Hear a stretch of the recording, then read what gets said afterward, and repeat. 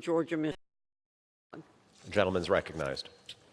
Thank you, Chairwoman, and thank you, Mr. Speaker. I think it's laughable for anybody in this House to say that the government's going to raise your wages.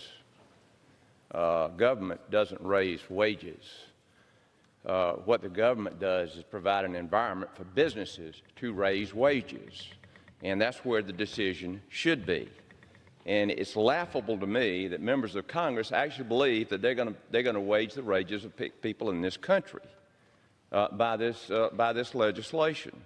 The Congressional Budget Office recently released a report saying that almost 4 million jobs could be lost if this legislation were implemented.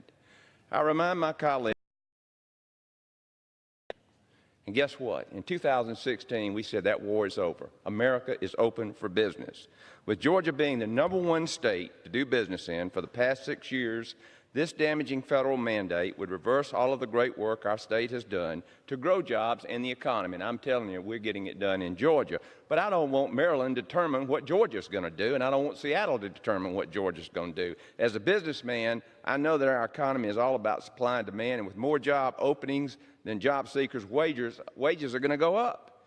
You have to pay more to keep talent. It's supply and demand, folks.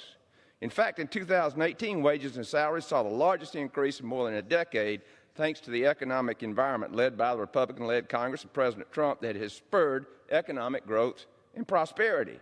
The last thing we need are more one-size-fits-all Washington mandates that lead to job cuts, cut workers' hours for automation, and ultimately shut the doors of our nation's small business. And I urge you no vote on this legislation. Thank you, and I yield back.